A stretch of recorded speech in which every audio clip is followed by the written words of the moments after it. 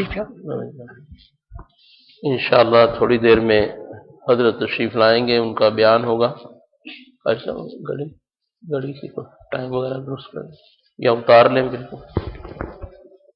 بسم اللہ الرحمن الرحیم، الحمدللہ والصلاة والسلام علی رسول اللہ صلی اللہ علی سیدنا محمد خاتم النبیین وقائد الغر المحجلین وعلی آلہ وصحبہ اجمعین۔ الحمدللہ، جیسا کہ آپ حضرات کو معلوم ہے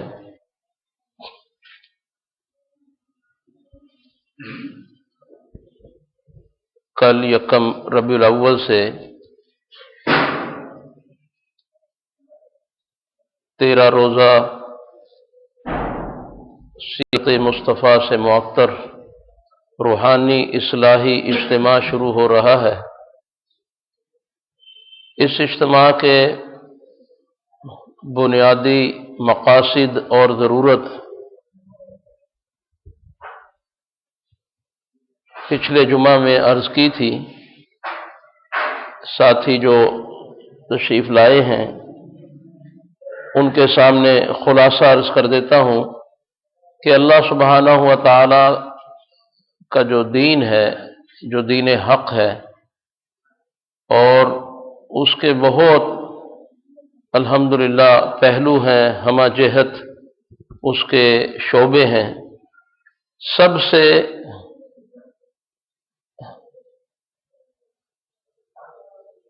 اہم بات جو سمجھنے کی ہے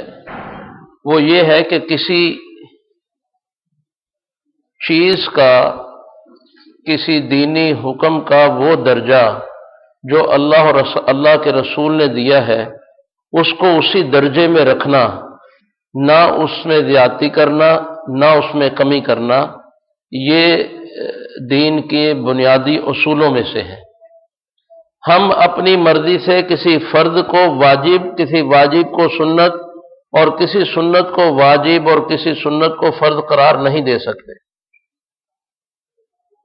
فرائض، واجبات، سنن، مستحبات کا جو شعبہ ہے یا جو درجات ہیں، یہ اللہ سبحانہ و تعالیٰ نے، اللہ کے رسول نے، صحابہ نے، فقہا نے اس کو مکمل کر دیا، لکھ دیا۔ لیکن بہت سارے معاملات ایسے ہیں جو دین میں فی نفس ہی واجب، فرض یا سنت کا درجہ تو نہیں رکھتے، لیکن فرائض، واجبات اور سنتوں کے لیے مددگار ضرور ہوتے ہیں۔ ان کو وسائل بھی کہتے ہیں، ان کو طرق بھی کہتے ہیں، اور ان کو ذرائع اور ذریعہ بھی کہتے ہیں۔ دیکھیے، آپ صلی اللہ علیہ وسلم کے زمانے میں جو مساجد تھیں ان میں ٹیوب لائٹ، پنکھے، ایئر کنڈیشن نہیں تھے۔ تو اگر کوئی مسلمان یہ کہے کہ یہ مسجد وہ مسجد نہیں ہے جو آقا کے زمانہ میں تھی، کہ اس میں لائٹ نہیں ہونی چاہیے، اس میں سپیکر نہیں ہونا چاہیے، اس میں ایئر کنڈیشن نہیں ہونے چاہیے، تو ظاہر بات ہے کہ وہ دین میں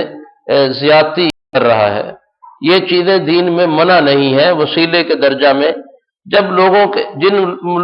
ملکوں کے لوگ ٹھنڈے شہروں میں رہتے ہیں، برفوں میں رہتے ہیں، ان کے لیے مساجد میں گرمی کا انتظام کرنا ضرورت دینیہ ہے، مسجد کے آباد کرنے کے لیے ضروری ہے، اور جو گرم ملکوں میں رہتے ہیں وہاں پر کچھ سردی کا انتظام کر دینا یہ ضرورت ہے۔ تو بعض اوقات ضرورت کا درجہ جو ہوتا ہے وہ اس عمل کے لیے بڑا ہی اہم اور ضروری سا بھی ہو جاتا ہے۔ اس تمہید کو سمجھنے کے بعد یہ بات سمجھ لیں کہ نبی کریم صلی اللہ علیہ وسلم کی محبت، آپ کی حیات مبارکہ کا پرچار کرنا، اور آپ کی زندگی کیسے تھی، آپ کی زندگی کے جتنے شعبے تھے ان تمام کا علم رکھنا ہر مسلمان کا ایک دینی فریضہ ہے۔ آپ صلی اللہ علیہ وسلم سے محبت کرنا یہ ایمانیات میں سے ہے، اس کے بغیر ایمان مکمل نہیں۔ اور آپ صلی اللہ علیہ وسلم کی سیرت کے بارے میں جاننا واجبات دینیہ میں سے ہے کہ اس کے بغیر ہم دین پر چل نہیں سکتے۔ لیکن اگر ہم روزمرہ کی زندگی اگر اپنی اٹھا کر دیکھیں، مسجدوں میں 5 وقت جانے والے مسلمان اپنے احوال کو دیکھیں، تو یہ کمزوری نظر آتی ہے کہ ہم بطور خاص کوئی وقت، کوئی دن، کوئی مہینہ سیرت کے مطالعہ کے حوالے سے خاص نہیں کر پاتے۔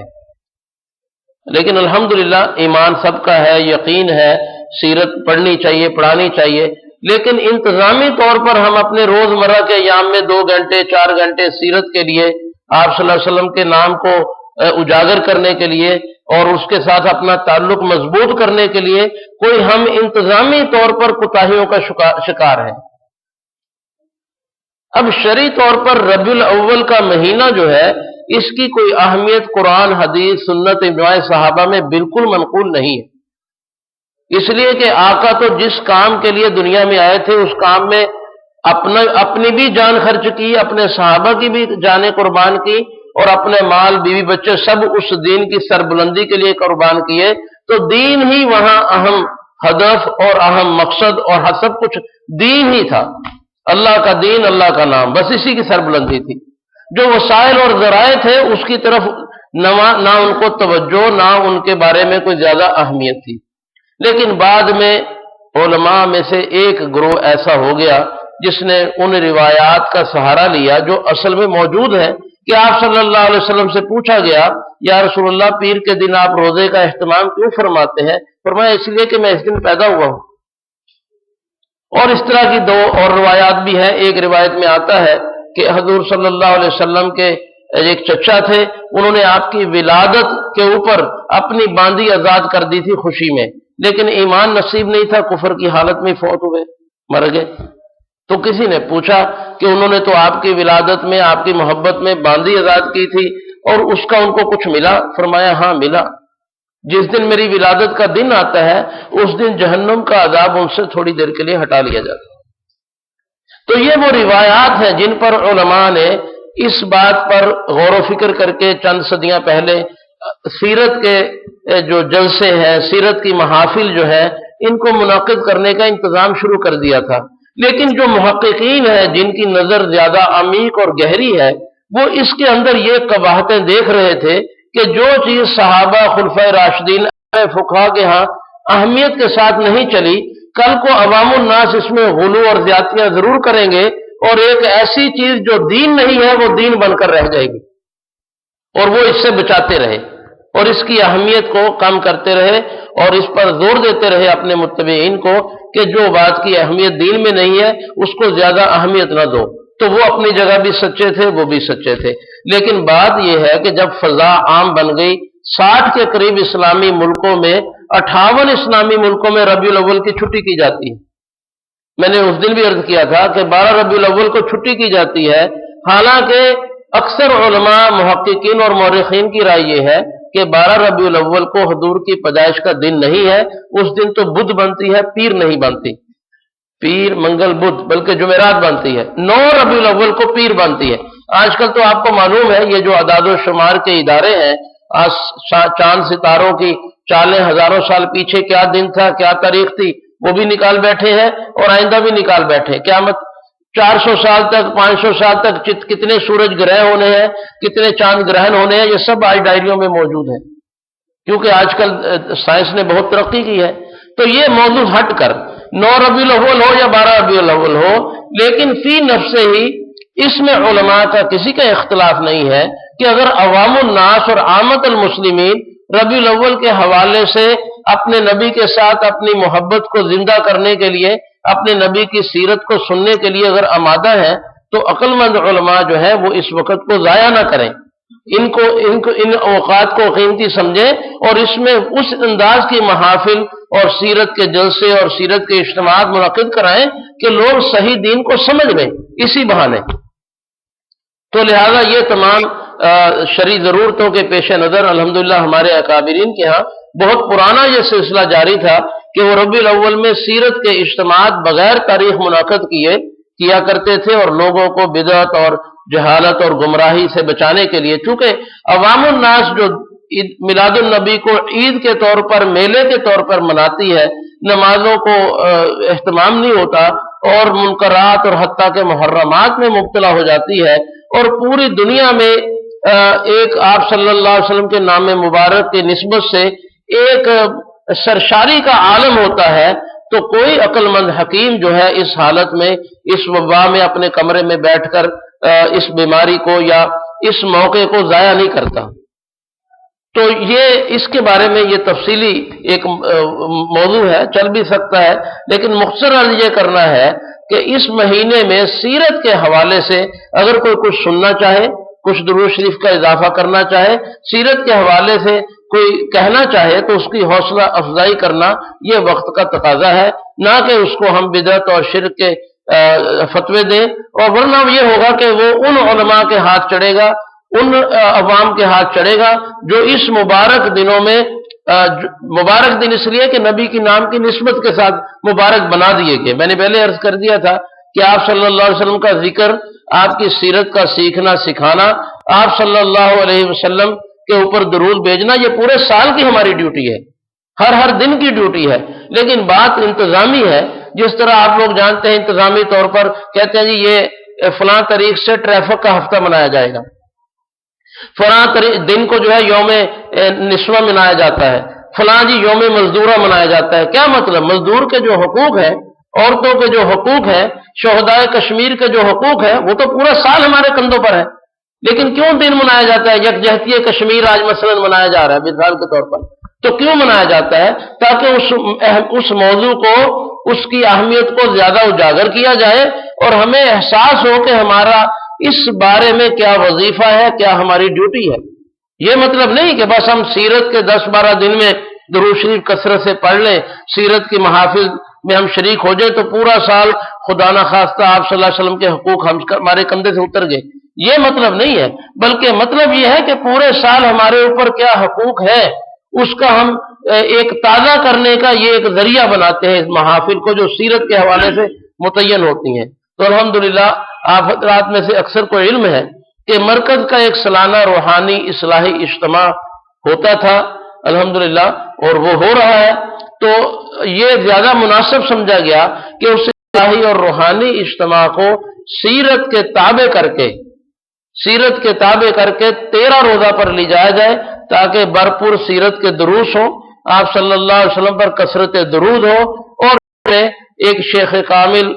وقت کے جو ہمارے بزرگ ہیں، اللہ ان کی عمر میں برکت عطا فرمائے، صحت میں برکت عطا فرمائے، انہوں نے قربانی دی ہمارے لیے، حرمین شریفین کی بہاریں چھوڑ کر یہاں خاص طور پر ہمارے لیے تشریف لائے، تو انشاءاللہ 12-13 دن ہم ان سے اپنی اصلاح کے بارے میں، آپ صلی اللہ علیہ وسلم کی زندگی کے بہت پہلو ہیں جو ہماری آنکھوں سے پوشیدہ ہیں، علماء کی آنکھوں سے بھی پوشیدہ ہے، تو وہ انشاءاللہ کھلیں گے، ہمیں پتہ چلے گا کہ نبی کریم صلی اللہ علیہ وسلم کی ذات مبارکہ کیسی عالی شان ہے، اور ان سے محض ایک تعلق پیدا کرنے میں ہماری کتنی نجات اور کتنا ہمارا فائدہ ہے۔ تو اس حوالے سے انشاءاللہ کل ربیع الاول سے 13 دن کا اجتماع شروع ہو رہا ہے، اور انشاءاللہ مرکز شیخ زکریا کا یہ سالانہ مستمر پروگرام ہے۔ دعا کریں اللہ تعالیٰ اس کو کامیاب فرمائے، اور انشاءاللہ کامیاب ہے۔ آپ صلی اللہ علیہ وسلم کے نام کی نسبت سے کوئی چیز بھی کی جائے اس میں ناکامی کا کوئی مسئلہ ہی نہیں ہے، کامیابی ہماری جوہد اور ہماری محنتوں کے حوالے سے کہی جاتی ہے، ہماری قربانی یا ہماری جسے کہتے ہیں معاصی جو ہے وہ رکاوٹ نہ بن جائے، اس حوالے سے کامیابی اور ناکامیابی کا ذکر ہے۔ تو انشاءاللہ یہ ہر سال ہوا کرے گا، 1 ربیع الاول سے 13 ربیع الاول تک۔ تمام سالکین بھی یہ بات سمجھ لیں، ساتھی بھی سمجھ لیں کہ یہ 13 دن حضرت کا انشاءاللہ یہاں باقاعدہ خانقاہی طور پر قیام بھی ہوگا، جنہوں نے اصلاحی اسباق لینے ہوں وہ بھی لیں گے، اصلاحی مجالس بھی ہوں گی، ذکر اذکار بھی ہوگا، درود کی محافل بھی ہوں گی، اور انشاءاللہ ہم ایک ہی وقت میں انشاءاللہ دونوں شمع اپنے ہاتھوں میں لینے میں کامیاب ہو جائیں گے۔ ایک طرف تو ہم آپ صلی اللہ علیہ وسلم کی سیرت جو کہ ہمارے لیے شریعت ہے، اور ایک وقت میں ہم اپنی اصلاح اور طریقت کو بھی انشاءاللہ اس میں سیکھیں گے۔ تو جو ساتھی تو الحمدللہ بستروں سمیت آگے بہت مبارکبادی کے مستحق ہیں، اللہ انہیں استقامت دے، پوری یکسوئی کے ساتھ، محبت کے ساتھ، اس حوالے سے کہ اب یہ اصلاحی اجتماع آپ صلی اللہ علیہ وسلم کے نام نامی اور آپ کی نسبت کے ساتھ منعقد ہو رہا ہے، تو ہمارے اندر ادب، فنائیت اور للہیت اس درجے کی بڑھنی چاہیے، اور بڑی محبت سے یہ ایام گزارنے چاہیے۔ اور جو ساتھی اپنے معاش کی وجہ سے، تعلیم کی وجہ سے یا کسی نوکری وغیرہ کی وجہ سے مجبور ہے، تو وہ اتنا ضرور کریں کہ یہ جو 13 دن ہے کم از کم عصر سے لے کر عشاء کے بعد تک حضرت کی جو روزانہ کی دعا ہوگی اس تک اپنے آپ کو پابند کر لیں، اپنی جتنی بھی دنیاوی اور دینی میں کہوں گا ضروریات ہیں ان کو تھوڑی دیر مؤخر کر لیں، اس 13 دن کو اس عنوان سے، اس نیت سے وقف کر لیں کہ ہم اپنے آقا کے ساتھ اپنے عشق کو، اپنی محبت کو تازہ کریں گے، آپ کے حالات سنیں گے، آپ کا خاندان سنیں گے، اور ایک اللہ والے کی صحبت میں اور اولیاء اللہ بھی آ رہے ہیں الحمدللہ، علماء آ رہے ہیں پورے پاکستان سے الحمدللہ، کشمیر سری نگر سے ہمارے علماء تشریف لائے ہیں، اسی طرح الحمدللہ افریقہ سے آ رہے ہیں مفتی صاحب، اور بھی ساتھی مکہ مدینہ سے آ رہے ہیں، تو یہ سب لوگوں کی ایک برکات ہمیں حاصل ہوگی۔ تو انشاءاللہ جب یہ معاملات ہمارے ہوں گے تو انشاءاللہ اللہ کی امید ہے کہ ہمارے پورے سال کا دین اور دنیا کے معاملات بھی سیدھے ہوں گے، اور یہ ایک سبق تازہ کرنے کے لیے جس طرح ہفتہ ٹریفک ہوتا ہے، یوم یکجہتی کشمیر ہوتا ہے، یوم قائد اعظم مناتے ہیں، یوم آزادی مناتے ہیں، اسی طرح یہ 13 دن جو ہے یہ سیرت رسول کے نام سے ہم کمزور ہیں، 360 دن یا 365 دن پورے سال کے ہم اتنا وقت نہیں نکال سکتے۔ حق تو یہ ہے کہ جس شخصیت نے یہ پوری کائنات کو جہنم سے بچایا، پوری کائنات کے ایک ایک بندے پر جس کا احسان ہے، کافر ہو یا مسلمان، ہر شخص پر آپ صلی اللہ علیہ وسلم کا احسان ہے، چاہے وہ مانے یا نہ مانے۔ اس میں ایک مستقل یہ ایک موضوع ہے، آپ صلی اللہ علیہ وسلم نے تو جبرائیل علیہ السلام سے پوچھ لیا کہ اللہ سبحانہ و تعالیٰ کہتے ہیں کہ میں آپ کو رحمت للعالمین بنا کر بھیجا ہے، یعنی تمام جہانوں کا، عالمین کہتے ہیں وہ تمام چیزوں پر حاوی ہے جو مخلوق ہے، یعنی جتنی بھی کائنات ہے، زمین میں، زمین کے باہر، سمندروں میں یا آسمانوں میں، یہ تمام مخلوقات عالم جو ہے ان کو عالمین کہتے ہیں، تو یہ سب کے لیے میں رحمت ہوں۔ جبریل تمہارے لیے بھی میں کوئی رحمت بنا ہوں؟ تو انہوں نے فرمایا جی بالکل، میرے لیے بھی آپ رحمت بنے ہیں کہ اللہ سبحانہ و تعالیٰ نے قرآن پاک میں مجھے امین کے ساتھ ملقب فرمایا، اور وہ سورہ میں آیت وہ کیا ہے، حضرت جبرائیل علیہ السلام کے بارے میں اللہ سبحانہ و تعالیٰ نے آیات نازل فرمائی۔ جی مفتی صاحب، جی اس سے پہلے سما امین سے پہلے، جی اس سے پہلے پڑھیں، وما صاحبکم بمجنون سے پہلے، قول رسول کریم امین مطاع سما امین۔ یہ تمام حضرت جبرائیل علیہ السلام کے بارے میں قرآن پاک میں اللہ سبحانہ و تعالیٰ نے، دیکھو آپ لوگ روایات میں سنتے رہتے ہو کہ جو قیامت کے احوال ہوں گے اس میں فرشتے بھی خوف زدہ اور دہشت زدہ ہوں گے، اور دنیا میں اللہ سبحانہ و تعالیٰ اگر کسی کو شہادت دے دیں کہ یہ رسول کریم ہے، یہ میری طرف سے پیغام لے جانے والا بڑا بزرگ ہستی ہے، تو اس کے اس بارے میں کوئی شک نہیں رہتا کہ اللہ سبحانہ و تعالیٰ کی رضا اس کو حاصل ہو گئی۔ تو اسی کو حضرت جبرائیل امین علیہ السلام نے حضور صلی اللہ علیہ وسلم کے سامنے ذکر کیا کہ یہ جو مجھے اعزاز ملا ہے یہ آج تک نہیں ملا تھا، یہ آپ کی برکت سے ملا ہے۔ اس اعتبار سے حضور صلی اللہ علیہ وسلم فرشتوں کے لیے بھی رحمت بنے۔ تو بہرحال یہ انشاءاللہ روزانہ یہاں معمولات ہوں گے، جتنے معمولات میں جتنی شرکت ہو سکے کریں۔ عصر سے لے کر عشاء کے بعد تک ایک مجلس بڑی ہوگی، عصر کے بعد درود شریف ہوگا گٹھنیوں پر، انشاءاللہ زیادہ سے زیادہ ساتھیوں کو متوجہ کریں، اپنا تعلق حضور صلی اللہ علیہ وسلم کے ہم پر جو حقوق ہیں ان کی ادائیگی کی نیت سے درود شریف پڑھے۔ ایک درود کا عجیب لذت اور مزہ محسوس ہوگا، ایک درود پڑھنے پر اللہ کی 10 رحمتیں نازل ہوتی ہیں۔ حضرت شیخ العزیز رحمۃ اللہ علیہ فرماتے ہیں کہ اگر اللہ کی صحیح ایک رحمت نازل ہو جائے تو پوری کائنات کے لیے کافی ہے، چاہے جائے کہ ایک انسان کے اوپر 10 رحمتیں نازل ہوں۔ تو ہمارے پڑھنے میں جو کمی ہے اس کو دور کر کے محبت سے، خشوع سے، باوضو ہو کر درود کی محافل ہوگی۔ عصر سے لے کر مغرب سے کچھ پہلے تک درود شریف گٹھنیوں پر ہوگا، پھر مغرب کے بعد سیرت کا درس ہوگا، آپ صلی اللہ علیہ وسلم کے خاندان، آپ کے اخلاق مبارکہ، آپ کا جہاد، آپ کی دعوت و تبلیغ، آپ کی دین کے لیے قربانیاں، اس کے بارے میں ایک ایک موضوع پر درس ہوگا۔ اس کے بعد ذکر اصلاحی بالجہر اجتماعی ہوگا، پھر انشاءاللہ عشاء کے بعد بیان ہوگا۔ جو حضرات سلسلے میں داخل ہیں ان کے لیے بھی، اور جو نہیں ہے ان کے لیے بھی بیعت ہوگی، بیعت کے بعد انشاءاللہ دعا ہوگی، پھر انشاءاللہ لنگر عام ہوگا۔ اس کے بعد انشاءاللہ رات کو طلوع فجر سے 1 گھنٹہ پہلے تمام ساتھی اٹھ جائیں گے جو مقیم ہیں مرکز میں، خانقاہ میں، اور پھر وہ تہجد وغیرہ پڑھیں گے، اور 1 گھنٹہ تقریباً 8 پون گھنٹہ تہجد کے بعد طلوع فجر کی اذان پہلے وقت میں ہو جائے گی، اور اذان سے لے کر پھر جماعت کھڑی ہونے تک، جو بھی جماعت کا ٹائم آج کل چل رہا ہے 6:20، اس وقت تک سب اپنے اپنے انفرادی ذکر میں مشغول ہوں گے۔ جن کو ذکر بالجہر ملا ہے وہ کریں گے، جو 1-2 سال سے بیعت ہے اور ابھی تک ذکر بالجہر نہیں لیا، وہ بھی حضرت سے ذکر لے لے، کیونکہ ذکر بالجہر جو ہے یہ اصلاح کے لیے بڑی اہمیت رکھتا ہے، بہت تیزی سے اس میں تاثیر ہے قلب کی اصلاح کی۔ اور پھر انشاءاللہ فجر کی نماز کے بعد 5-7 منٹ احکام و مسائل جو پورا سال آپ کے ہاں بیان ہوتے ہیں کہ نماز کے احکام، روزے کے، زکوٰۃ کے، یا اس کے علاوہ جو بھی دین میں حرام حلال ہے اس کے متعلق تھوڑی سی بات ہوتی ہے۔ پھر اس کے بعد 15-20 منٹ درود شریف ہوگا، اشراق تک 15-20 منٹ ہی ٹائم ملے گا یا آدھا گھنٹہ، تو اس درود شریف کے بعد اشراق پڑھیں گے ساتھی، اور پھر اپنے انفرادی معمولات میں چلے جائیں گے۔ اور 11 بجے انشاءاللہ فضائل کی تعلیم ہوگی، 11 بجے فضائل کی تعلیم کے فوراً بعد ختم خواجگان ہوگا، دعا ہوگی،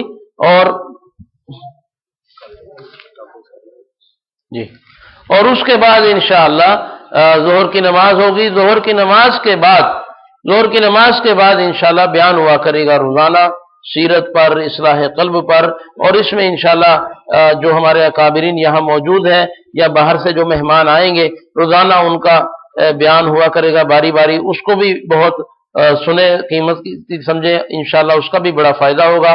اور اس کے علاوہ جو بھی معمولات سارے دن میں انفرادی ہو سکیں، 12-13 دن کوئی بڑی بات نہیں ہوگی، آپ حضرات الحمدللہ اعتکاف اور رمضان کی عبادتوں کے عادی ہیں، 12-13 دن کوئی اتنی بڑی بات نہیں ہے ہماری عمر کی،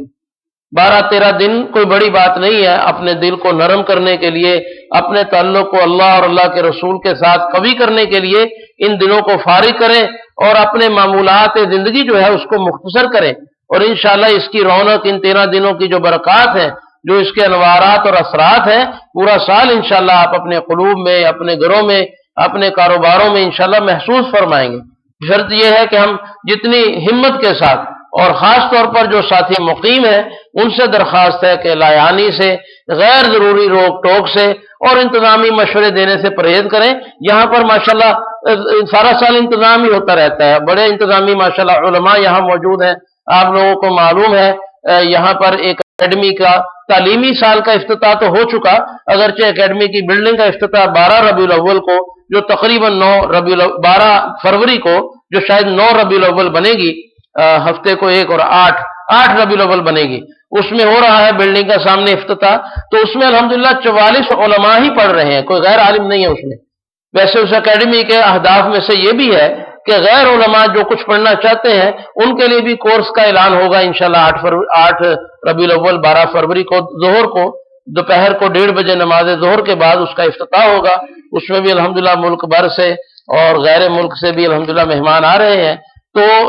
کئی کورس اس میں شروع کیے جا رہے ہیں دین کے حوالے سے، اور علماء کو الحمدللہ دینی تعلیم کی ضرورت نہیں ہوتی، ان کو جن چیزوں کی ضرورت ہے دین کو اور قوت کے ساتھ پیش کرنے کے لیے ان کو کورس کروایا جا رہا ہے۔ کسی کو انگلش سکھائی جا رہی ہے، کسی کو عربی سکھائی جا رہی ہے، کوئی میڈیا کی لائن میں جائے گا، کوئی ایڈمنسٹریشن کی لائن میں جائے گا، کوئی صحافت میں، کوئی اس طرح مختلف کورس یہاں شروع کروائے جائیں گے، پہلا سال ہے۔ تو عرض کرنے کا مقصد یہ ہے، وہی علماء جو اکیڈمی کے ہیں الحمدللہ اپنے مدرسین کے ساتھ، انتظامیہ کے ساتھ مل کر یہ پورے اجتماع کی مختلف انتظامی کمیٹیوں کے ذمہ دار ہیں، وہ الحمدللہ اپنے طور پہ کام کر رہے ہیں۔ آپ حضرات اس سے بالکل ماشاءاللہ فارغ ہیں، اور یکسوئی کے ساتھ اپنی عبادات میں، کوئی عبادت بھی نہ ہو سکے تو لیٹ جائیں، سوئے رہیں، چپکے سے بیٹھ جائیں،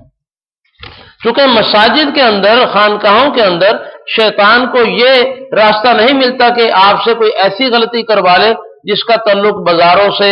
یا دکانوں سے ہے۔ مساجد اور خانقاہوں میں رہنے والوں سے جو گناہ کرواتا ہے شیطان، وہ زبان کے ذریعے کرواتا ہے۔ نامحرم یہاں ہے نہیں کہ بد نظری ہو جائے، خدا نہ خواستہ کوئی دوسری تیسری چوتھی چیزیں نہیں ہے کہ کوئی میڈیا کے حوالے سے غلطی ہو جائے، لیکن اگر غلطی ہوتی ہے تو زبان کے ذریعے سے ہوتی ہے۔ اس لیے ہمارے بڑے یہ فرماتے ہیں کہ جب بھی اصلاحی اجتماعات میں کوئی شرکت کرے تو اپنی زبان کو تالا لگا دے، یہی سمجھے کہ میرے اوپر بولنا حرام ہے، بس یہ سمجھ لے، اپنے طور پہ سمجھ لے،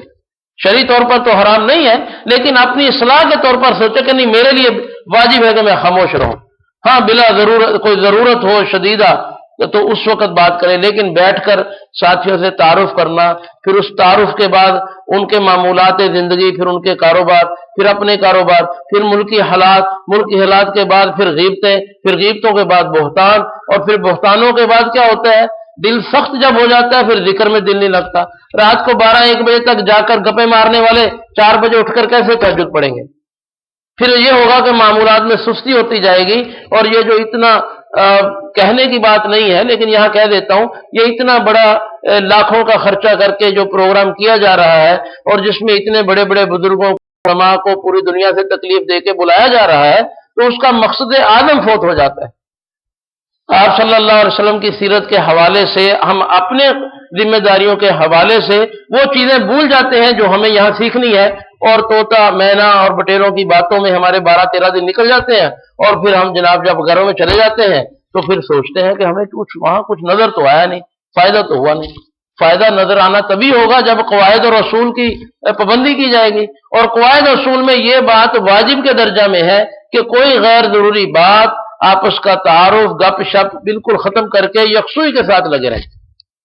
جو اوقات حضرت کے ملنے کے ہیں، ملاقات کے اوقات گئے ہیں، یہاں ساتھی ہوں گے، وہ نام لکھیں گے، وہ ایک ایک کر کے ساتھی کو بلا لیں گے، اور اسی طرح خدمت والی جو انتظامی کمیٹیاں ہیں ان سے بھی درخواست یہ ہے کہ جب ان کا انتظام اور خدمت کا وقت نہ ہو، اس میں وہ آ کر معمولات میں جڑیں، کمروں میں بیٹھ کر انتظامی مشورے جو ہیں وہ بہت تھوڑی وقت کے لیے کریں، تھوڑی مدت کے لیے کریں، بلکہ وہ وقت رکھیں جب کوئی معمول نہیں ہو رہا۔ عشاء کے بعد 1-2 گھنٹے آپ لوگ نیند کم کریں انتظام میں جو ہے، اور لیکن جو معمولات ہیں ان کی برکات سے بھی محروم نہ رہیں۔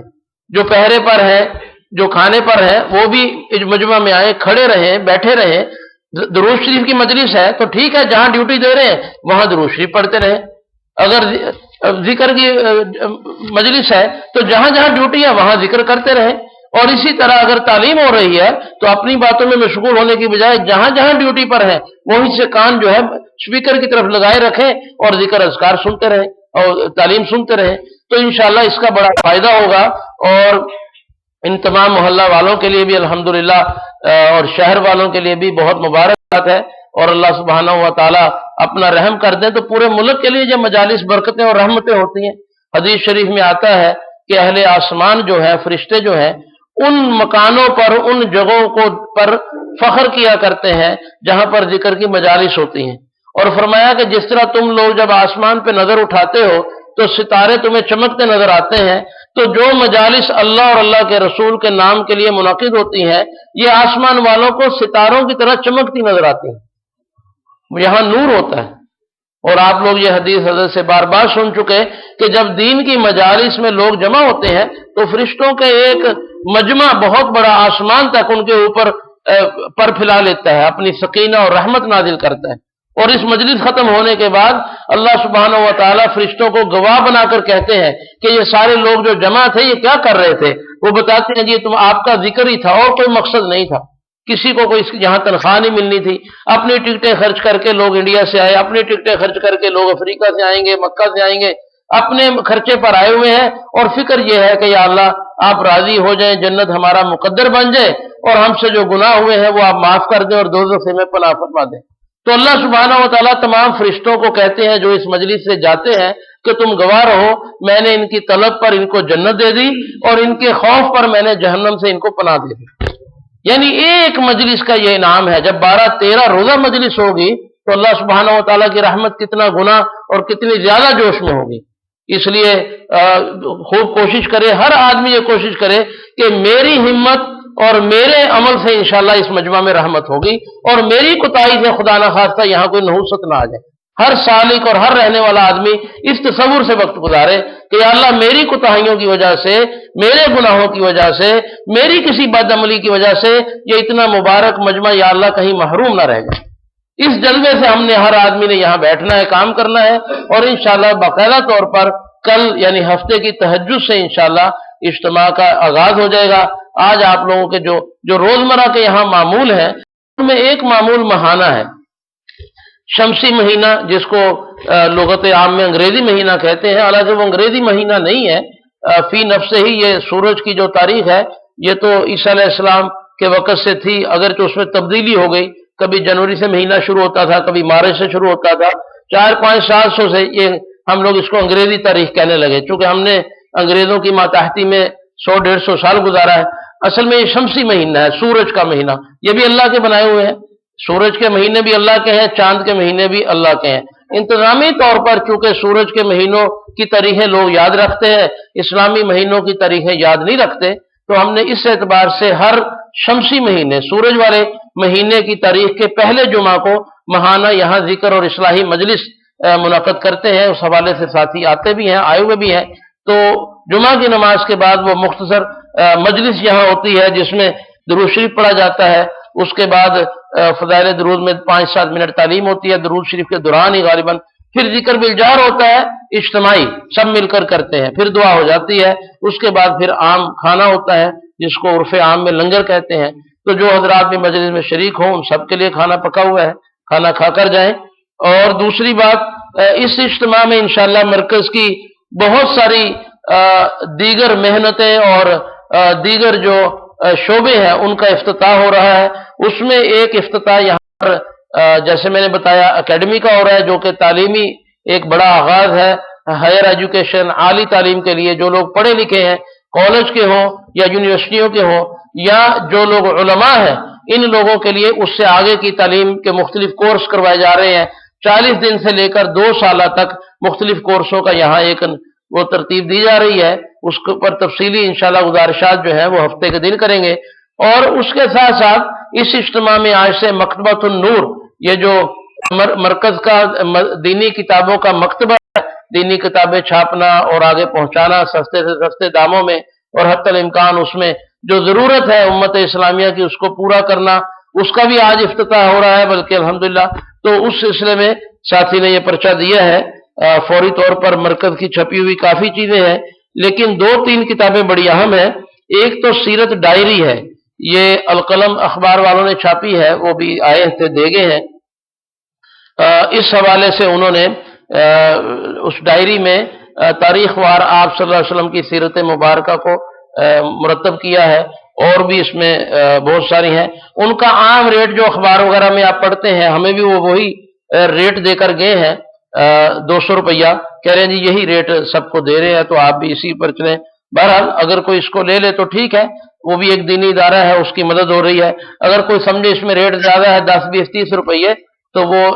انتظامیہ سے بات کر لے، وہ ہم انشاءاللہ مرکز کی طرف سے دے دیں گے، لیکن یہ کتاب ضرور حتی الامکان لے کر جائیں۔ میں نے بھی مطالعہ کیا، بڑی مفید کتاب ہے، اس میں ہر تاریخ کے حوالے سے آپ صلی اللہ علیہ وسلم کی سیرت مبارکہ پر بڑی روشنی ڈالی گئی ہے۔ اس کے بعد دوسری کتاب زاد السالکین ہے۔ یہ کتاب جو ہے یہ ہمارے حضرت کے مرتب کی ہوئی ہے، اور اصل میں تو بڑے اکابر کی کتابیں ہیں، اور یہ سالکین کے لیے جو لوگ تصوف سیکھنا، اصلاح قلب کو سیکھنا اور آگے لے جانا چاہتے ہیں، اس حوالے سے اس کتاب کو کئی کتابوں کا ایک مجموعہ بنا دیا گیا ہے۔ زاد السالکین اس کا نام ہے۔ کتاب تو بڑی ضخیم ہے، لیکن پرانے ریٹ پر اس کو 350 روپے میں ان لوگوں نے چلایا ہے، اس کو بھی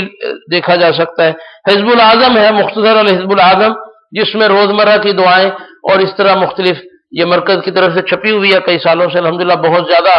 لوگ لے جاتے ہیں، کبھی یہاں مکتبہ میں نہیں رکھی گئی تو مکتبہ میں آج رکھ دی گئی ہے، مختصر کتاب ہے۔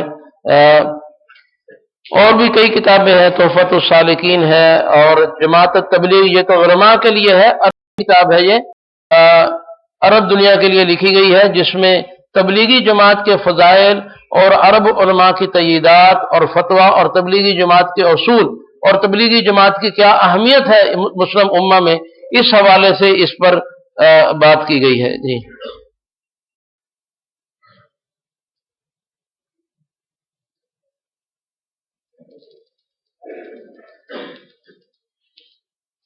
ہاں، بالاشارہ اس پر بات ہو گئی ہے کہ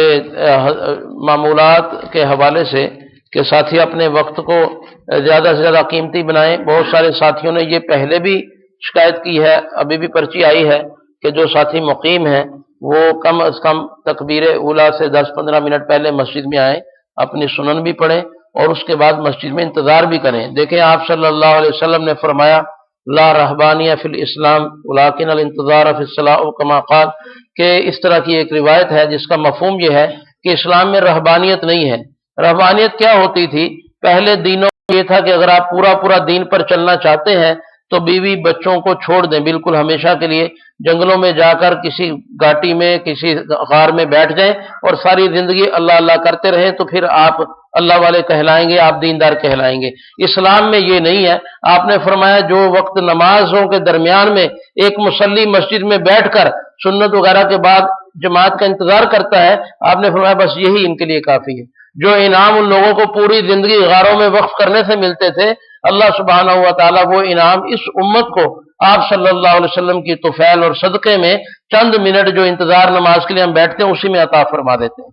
یعنی جو اصلاح قلب، جو تقوی، جو اللہ کا تعلق وہاں لوگوں کو 20 سالوں میں ملتا تھا، یہاں پر چند منٹ میں اللہ نصیب فرما دیتے ہیں۔ تو